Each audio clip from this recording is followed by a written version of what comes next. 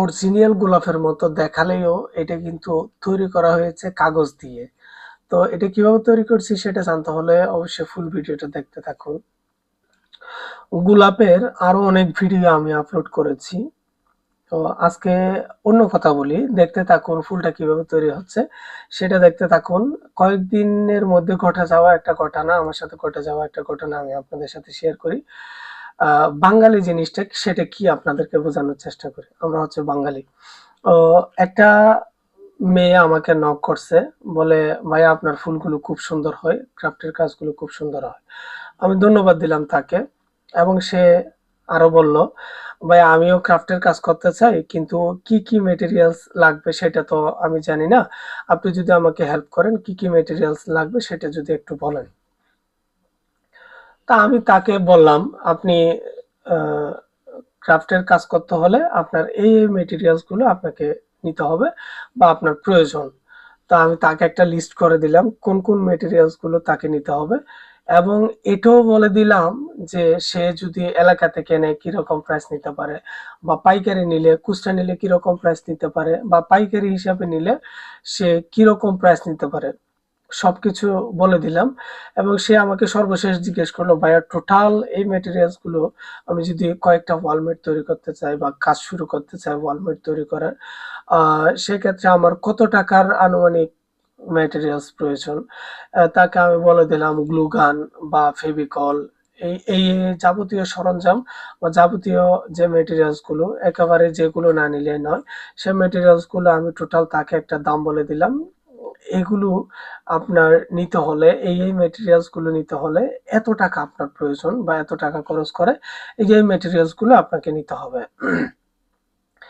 সে একটু চুপ করে আছে, সিন করছে, মেসেজ সিন করে সে একটু চুপ করে আছে, এবং কিছুক্ষণ পরে আমাকে আবার নক করছে, ভাইয়া আসলে এটা তো অনেক বেশি হয়ে যায়, অনেক টাকা হয়ে যায়। হাদি আমি আমি বলতেছি ভাই আপনি অনেক টাকা হয়ে যায় সেটা তো আপনার বিষয়, আমি তো জানি না, এটা হচ্ছে একটা শখের জিনিস, আমি কিন্তু এখানে ব্যবসা করতেছি না, আমি শখ করে আসছি, শখ করে আমি ভিডিও আপলোড করতেছি। শখ করে একটা কাজ করলে আপনার কিছু টাকা খরচ করতে হবে। সে আমাকে বলতেছে এত টাকা, এত টাকা তো এখন আমার কাছে নাই।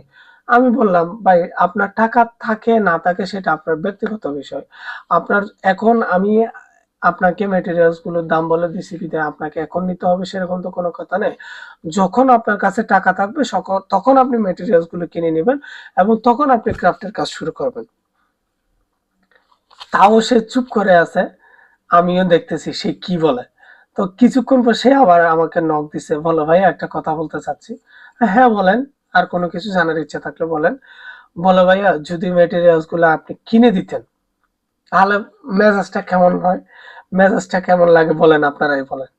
তাকে সে নক দিছে, কি কি লাগবে সেটা বললাম, কত টাকা করে নিতে পারে সেটা বললাম, টোটাল কত টাকা খরচ হয় সেটা বললাম। এখন সর্বশেষ আসছে কি আমি তাকে মেটেরিয়ালস গুলো কিনে দিব। ভাই তুই আমার কে, আমি তোর কিনে দিব, বা তুই আমার আত্মীয় হ, তোর কেন কিনে দিব?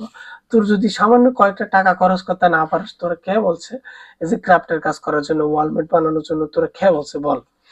এটাই হচ্ছে বাঙালি, যে তাকে আমি সুন্দর করে বুঝাইছি, প্রথম থেকে বলতেছি দেখে সে আমাকে প্রথম শেষে গিয়ে বলতেছে আমাকে কিনে দেওয়ার জন্য।